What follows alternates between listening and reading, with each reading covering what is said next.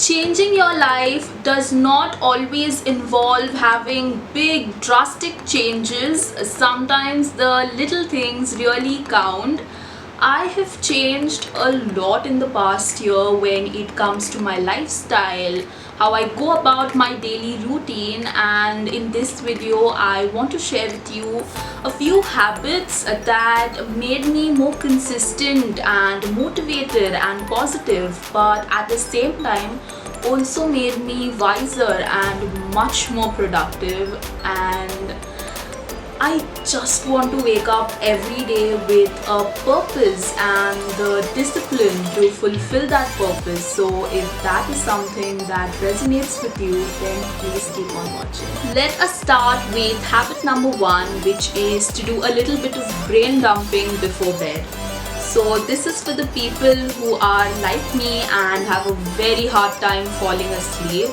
I tend to overthink a lot, and because I'm thinking so much, it takes me a while to fall asleep. So what I do now is a little brain dumping before bed. I jot down everything that is on my mind, be it video ideas or content for Instagram, ideas for projects and internships I'm working on, and even my to-do list for the very next day. I find that the action of just writing down what is on my mind currently helps me curb my overthinking and helps me fall asleep so much faster, and I sleep much more peacefully since I have started doing these brain dumping sessions every night. So I highly recommend you to inculcate this habit in your life. Coming to my next habit, it is to limit your screen time. Now, I have made a whole video in the past about how daunting social media is. So if you haven't watched it already, go ahead and watch it. Now, coming to my screen time, I use an iPhone, so it automatically backs up my screen time, and I take this very seriously. Now, considering the fact that I want to build my entire career online, and the internships and jobs and freelance gigs I have taken till date and will in the future as well required me to be online at all times, so that sucks. But apart from that, I try to cut down as much as possible. Like, if you are my friend, you already know this, my phone is always on airplane mode, and my friends don't even bother calling me up anymore. They just text me saying, "Well, we need to talk, just call me up when you see my text." And I call them up the minute I see their text, but it's usually 3 to 5 hours later, which is really shitty on my part, but they understand. They're good friends and they know I love them. I have my reasons, they understand, and that's what good friends do. So why I started doing this in the first place is because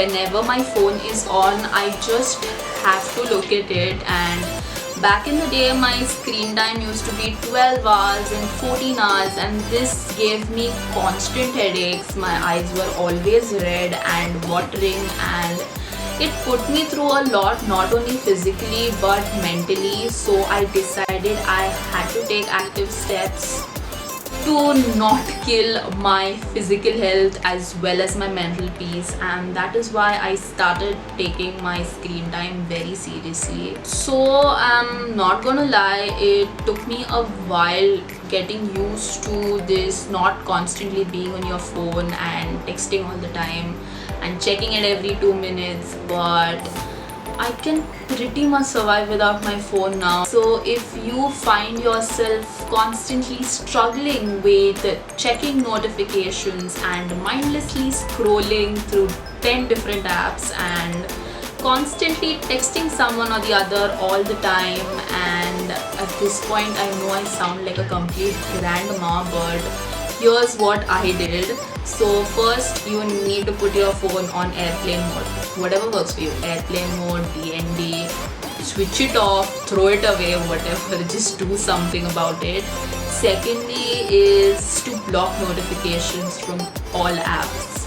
Leave the crucial ones like email maybe, but WhatsApp, पहले WhatsApp तुम block कर दो, because you are doing time pass on that app as well, I mean, I don't think there are serious conversations happening. Sticker war, gifs वगैरह चालू रहता है. So block notifications from all apps, because notifications का scene क्या है ना, the minute you see a pop-up, you're going to be so tempted to check who's texting, what is happening.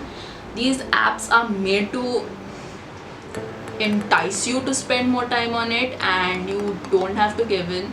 So go to your settings and block all notifications ASAP.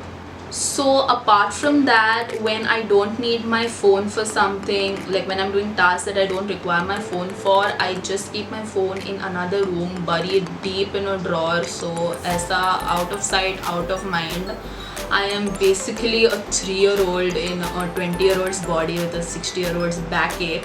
Once you start consciously staying away from your phone, you will find out that you have a lot of free time in your hands. So here's what I do. I read, I play my guitar, I meditate, I listen to podcasts and music, I take online courses, I write.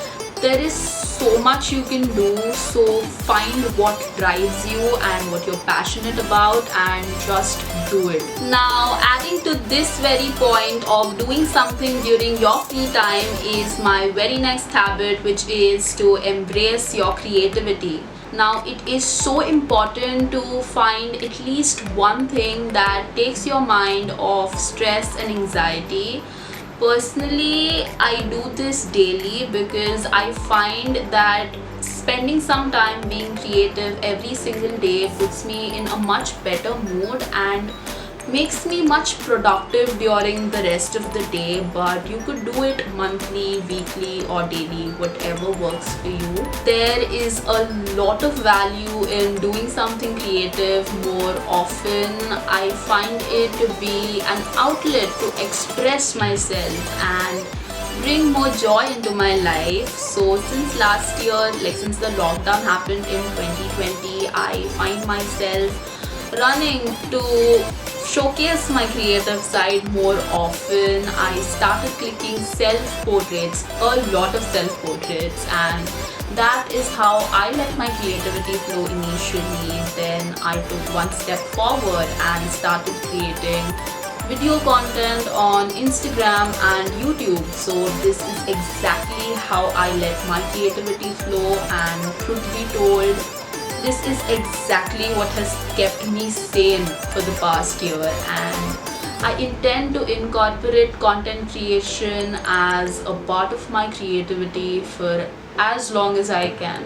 The next habit I wanted to talk to you about is to wake up and smile. Now, I think I have mentioned this before and I'm going to say it again. I dream shit, like absolute shit, and I just wake up in such a terrible mood. Now, I live in a joint family and my entire family is terrified of me in the morning because I behave like a total nutcase. And since the lockdown happened, I wanted to be a better human being to them, for them to live with. So I decided that every morning without fail, the minute I wake up, I'm just going to smile.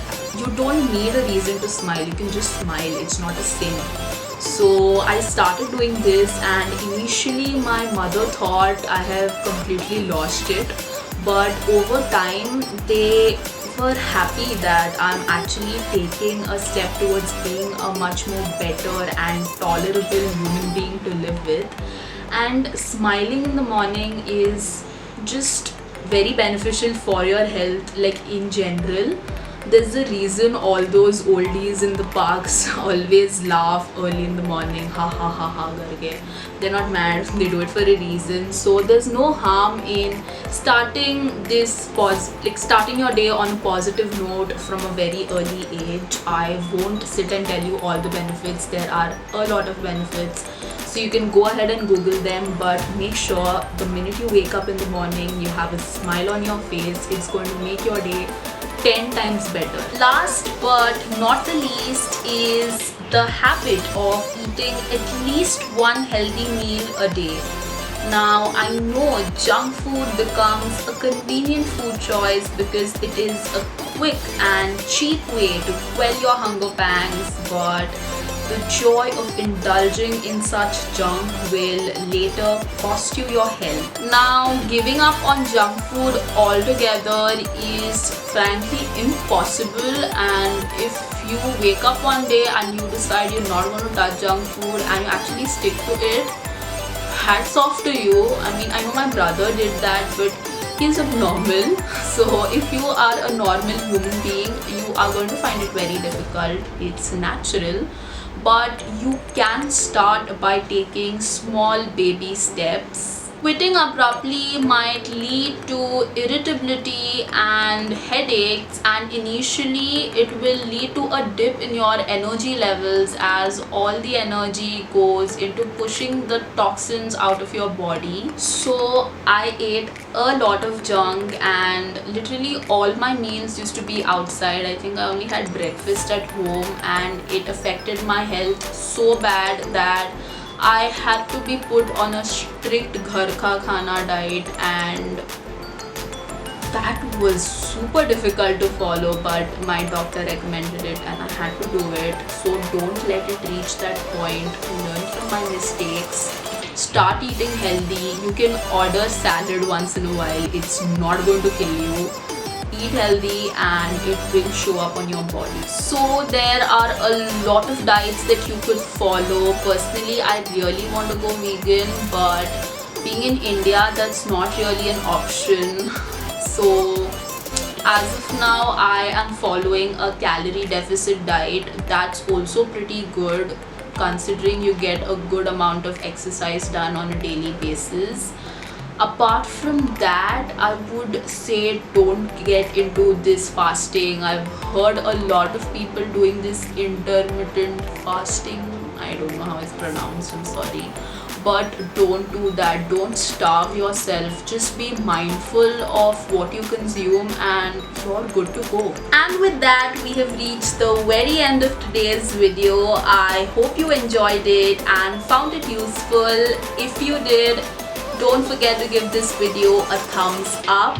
Comment down below and let me know if there are some simple healthy habits that you follow and I haven't mentioned. I would love to know them. Apart from that, subscribe to the channel if you haven't already. I hope this video has inspired you to make small changes in your life. Stay positive, take very good care of yourselves, and always remember, passion and motivation are amazing driving forces to get you to be more productive, but eventually discipline is what gets the job done. And with these words of wisdom, I shall now take your leave. Take care, I'll see you soon. Bye.